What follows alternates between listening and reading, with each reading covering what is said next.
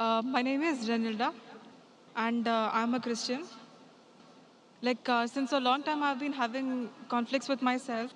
The questions that I would like to ask today are mostly like maybe assumptions or like things where I've been influenced from people. Like my first question, it's about pig. Uh, Basically, I would like to know what exactly is the meaning of haram. Like, is for a religion like Islam, it won't accuse anyone of being wrong, yeah?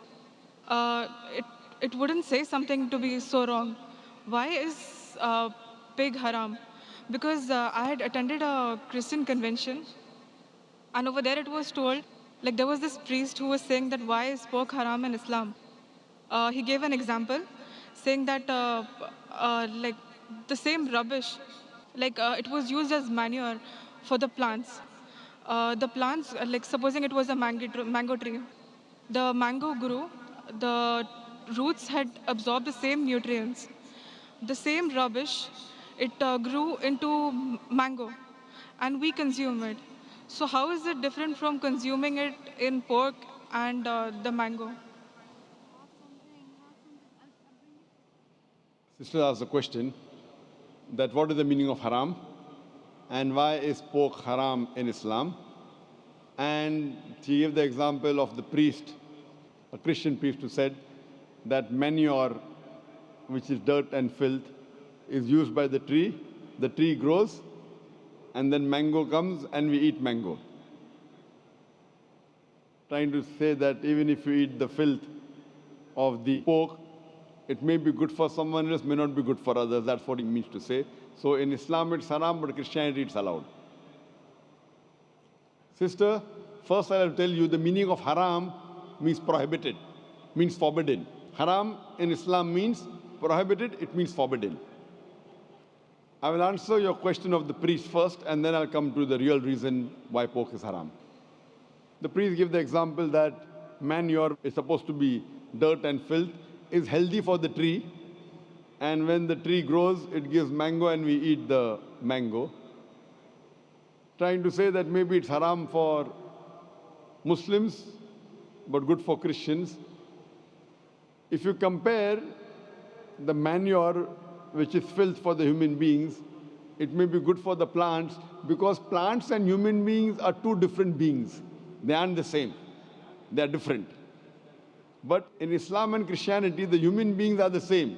We may follow different religions, but what is good for one human being as a general thing is good for the other human being, unless he has certain problems.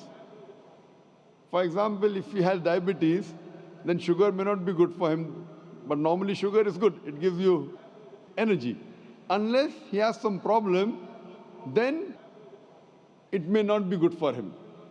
But as far as general human beings are concerned, the rule for all the human beings, what is good and bad, is the same. So you can't give the example of manure is good for some and not good for other. What we have to see, we have to go to the guide. What does the guide tell us? And we'll try and analyze what does the guide tell us. The guide in Christianity, it is the Bible. The guide in Islam is the Quran. When we read the Quran, there are no less than 4 different places where the Quran says pork is prohibited. Allah says in the Quran in Surah Baqarah chapter 2 verse 173, in Surah Ma'idah chapter number 5 verse number 3, in Surah Anam chapter number 6 verse number 145, and Surah Nahl chapter number 16 verse number 115, Hurrimat alaykumul maytutu waddamu walamun khinzir, wama uhilla li ghayril bi. Forbidden for you for food are dead meat, blood, the flesh of swine, and any food on which any name besides Allah's name is taken. So your Quran says in no less than 4 different places that eating the flesh of pig, pork, is prohibited.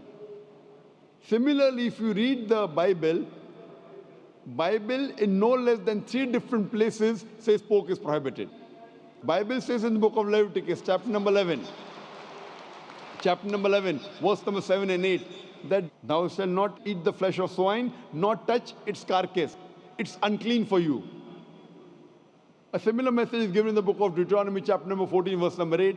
Though the swine has cloven foot and it chews not the cud, it is unclean for you. Similarly, it's mentioned in the book of Isaiah, chapter number 65, verse number 2 to 5, that you should not have the flesh of swine. So Bible says in no less than 3 different places that you should not have the flesh of swine. And Jesus Christ, peace be upon him, said in the Gospel of Matthew, chapter number 5, verse number 17 to 20, that think not that I have come to destroy the law of the prophets. I have come not to destroy but to fulfill. For anyone who breaks one of the least commandments shall be called least in the kingdom of heaven.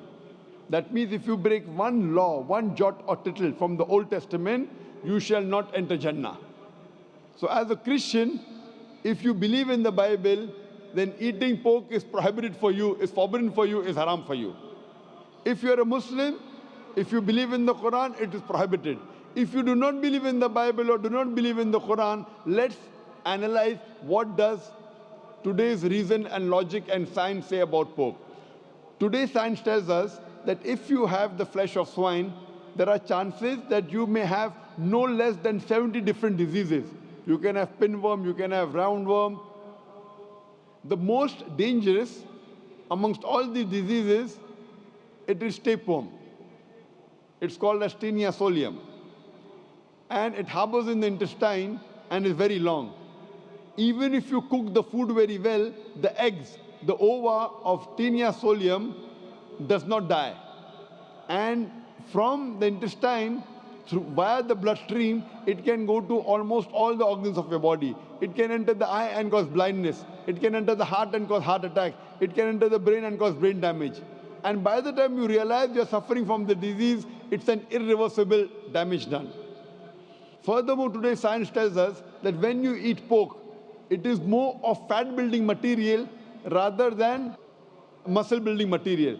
That's the reason most of the people who are regular pig eaters, they have got tires, they have got flaps. Today science tells us that by eating pork, there are high chances of having atherosclerosis. Today science tells us that if you eat pig regularly, you may have hypertension. That's the reason more than 50% of the Americans today, they're suffering from hypertension because most of them are pig eaters. Today science tells us that one of the most filthiest animal on the face of the earth is the pig. Wherever you find dirt and filth, you'll find the pig there. Today science also tells us that pig is one of the most shameless animal on the face of the earth. Pig today is one of the most shameless animal on the face of the earth. It enjoys seeing its spouse, seeing its mate have sex with his friend. In the Western countries, we have dance parties. After dance parties, we are swapping of wives. You sleep with my wife, I sleep with your wife. Do you think it's modest? And there is a scientific thing that you eat pig and you behave like pig.